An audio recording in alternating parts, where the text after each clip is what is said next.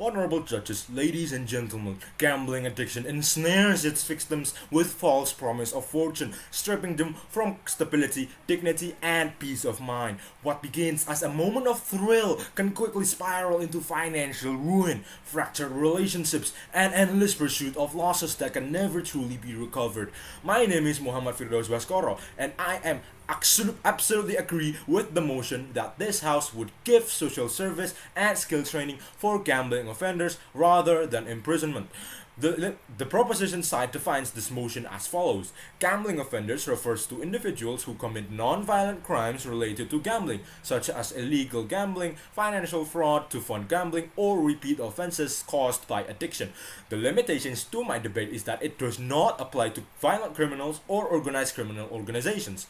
It only applies to small-scale, non-violent gambling offenders. Our proposal is very simple. Instead of imprisonment, gambling offenders will be sentenced to mandatory social service and compulsory rehabilitation with skill training.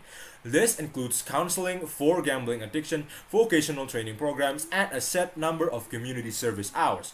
Offenders will be supervised, and if they fail to comply, then and only then imprisonment will be used, but only as fallback.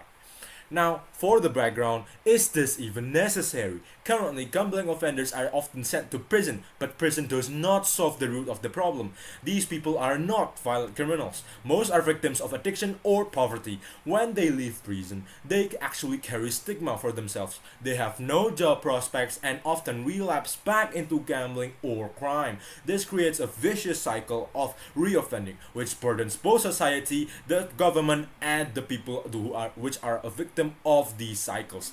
Gambling disorder is described alongside substance use disorders in both the Diagnosis and Statistical Manual of Mental Disorders 5th edition, which is DSM-5, and the International Classification of Diseases 11th revision, or ICD-11, thus including it as a mental disorder which needs to be treated properly. According to the Department of Justice in the United States, inmates who receive correctional education and vocational training are 43% less likely to return to prison within 3 years than the inmates without such programs. Which leads to the core of my arguments. Prison doesn't actually solve the root cause. With the definition that I have given you, ladies and gentlemen, putting gamblers in prisons is like punishing mentally ill people by imprisoning them instead of giving them help and treating them properly. By contrast, counseling and skill training addresses why people actually gamble, which is financial desperation, lack of employment, or psychological issues. With real skills and support, offenders have actually a sustainable alternative to gambling. Next argument is economic and social benefits. Prisons are expensive for taxpayers. They are expensive to build and are expensive to sustain. Training programs cost less and turn offenders into productive workers who pay taxes and contribute to the economy. Social service also benefits communities directly. Unlike prisons which isolate offenders, waste human potential, and waste much more funding,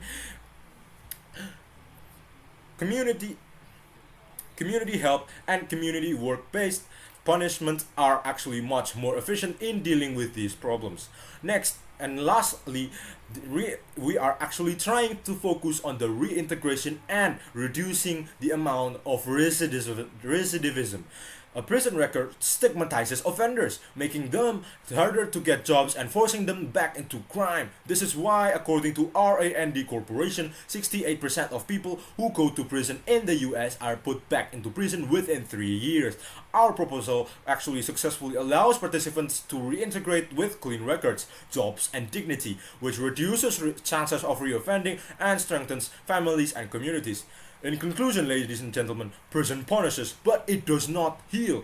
Gambling offenders need help, not a cage. By replacing imprisonment with social service and skill training, we are not only helping them by being more humane, but also by being more practical, more economical, and more effective in preventing future crimes. That is why I, Firdaus Baskoro from SMAN Jember, absolutely agree with the motion that this house would give social service and training skills for gambling offenders rather than imprisonment. That is all I could say. Thank you very much for listening.